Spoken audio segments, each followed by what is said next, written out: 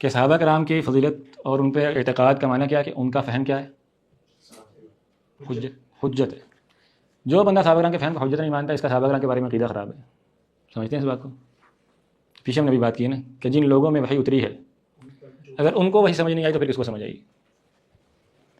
اس سے ہم کہتے ہیں فہم سلف. آپ نے سنا ہوگا آج کل یہ ساری فہم سلف ہی تو ہے. اس کے پہلے صفحے پہ کیا لکھا ہوا تھا؟ اصول سنتی واعتقاد سلف.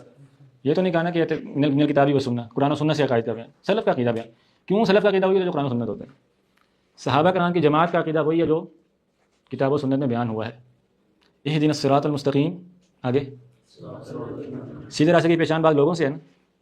سیدھے راستے پر بعض لوگ کھڑے ملیں گے آپ کو. اللہ تعالیٰ نے پہلی صورت میں بتایا ہمیں سیدھے راستے پر چلا وہ لوگ جہاں جو کیا ہیں انعام تعلیم، جن پر لوگ الذین لوگ کھڑے ہیں اس کے اوپر. وہ لوگ کون ہوں گے؟ اگر صحابہ نہیں ہے تو کون ہے پھر؟ بتائیں نا. ڈاکٹر اسرار صاحب ہیں پھر ہیں، یا غلام احمد پرویز ہے، یا قادیانی ہے، غلام احمد قادیانی ہے. اسی لیے صراط مستقیم کی تفسیر میں بادشاہ نے کیا کہا ہے؟ ابو بکر و عمر. ہمیں سیدھے راستے پر چلا، یعنی ہمیں کس کے راستے پر چلا؟ ابو بکر اور عمر کے راستے پر. اگر ان کا فہم معتبر نہیں ہے تو پھر کائنات میں کسی کا فہم معتبر نہیں ہے. فقہی مسئلہ ہو، عقلی مسئلہ ہو، زو دوبارہ کا مسئلہ ہو، جو فہم جو دین صحابی بیان کرے گا وہ کیا ہوگا؟ حجت ہوگا. ایک بزرگ نے ایک بات کی تھی، ایک عالم دین نے، آپ نے شاید سنی ہو. لوگوں نے سب بڑا طوفان مچایا. انہوں نے کہا کہ اگر 1000 آیات ہوں گی اور وہ یہ مسئلہ ثابت کر رہی ہوں گی لیکن سلف کا فہم نہیں ہوگا تو میں 1000 آیات کو نہیں دیکھوں گا. سنی یہ بات آپ نے؟ یہ بات غلط ہے کہ ٹھیک ہے؟ غلط ہے. بالکل ٹھیک بات ہے.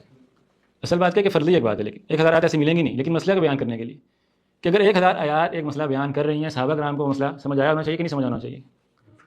صحابہ کرام ایک اور بات کریں تو مطلب کہ تمہارے فہم میں خرابی 1000 آیات وہ نہیں کہہ رہی، تم کہنا چاہ رہے ہو. یہ مطلب ہے اس کا.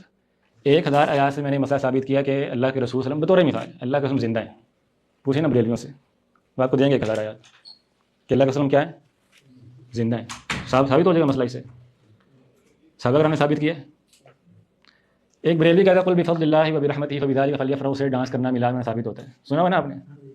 تمال پاؤ. فلیفرحوا کا معنی کہ تمال پاؤ. قرآن مجید میں ہم کہہ رہے ہیں قرآن کی آیت سے تو تم بیان کرو. ہم اگر کہیں کہ نہیں صحابہ کرام فہم سلف لے کر آؤ تو ہم آیت ٹھکرا رہے ہیں کیا؟ ہم آیت نہیں ٹھکرا رہے، ہم اس بندے کے فہم کو غلط کہہ رہے ہیں کہ تم نے یہ سمجھا اور صحابہ کرام نے یہ سمجھا. بس اتنی سی بات ہے. ٹھیک ہے. اسی لیے کئی سلف سے بات مر رہی ہے نا کہ اگر مجھے بات پہنچتی ہے کہ وضو میں ان ناخنوں سے آگے نہیں دھونا تو ہم بھی نہ دھوتے. قرآن کی آیت کیا کہہ رہی ہے؟ فاغسلوا وجوہکم وایدیکم الی المرافق وامسحوا برؤوسکم وارجلکم. قرآن کی آیت واضح کہہ رہی ہے. اب تابعین کیا کہہ رہے ہیں؟ تابعین کا مقولہ ہے کہ اگر ہمیں پتہ چلتا کہ صحابہ کرام نے ناخنوں سے آگے نہیں دھویا تو ہم نہ دھوتے. آپ کیسے ہیں کہ قرآن مجید کا انکار کر رہے ہیں؟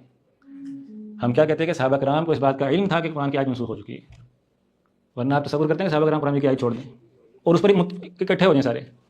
قرآن کی آیت ہے، ان کے سامنے اتری ہے، دین ان کے سامنے موجود ہے، سب صحابہ کرام بالاتفاق اس آیت کو چھوڑنے میں اکٹھے ہو گئے. ہو سکتا ہے بات؟ عقل میں خرابی ہے جو بندہ بات کرتا ہے. صحابہ کرام تو اللہ کے دین کی بات ہوتی ہے تو اپنے باپ کو نہیں چھوڑتے تھے. بات ہے کہ نہیں ہے؟ اقول قال اللہ وقال رسول وتقولون ابو بکر وعمر. ابن عباس نے کہا تھا، ابن عمر نے بھی کہا تھا. تو جو صحابہ کرام اپنے والد کو نہیں چھوڑتے تھے، ٹھیک ہے، اگر وہ کتاب سنت مقالے میں بات کرتے ہیں، ہم بڑے آرام سے کہتے ہیں جی یہ مسئلہ جو ہے نا صحابہ کرام کو نہیں سمجھ آیا ہوگا. ٹھیک ہے، سارے صحابہ کرام بے شک مسئلہ بتاتے رہے جائے، جو ہمارے شیخ صاحب کو سمجھ آ گیا نا، ہمارے استاد جی نے جو کہہ دیا بس وہ حق ہے. وہ حق نہیں ہوتا. اہم سلف کی حجت ہے. یہ صحابہ کرام کے بارے میں عقیدے کی سلامتی میں بات ہے.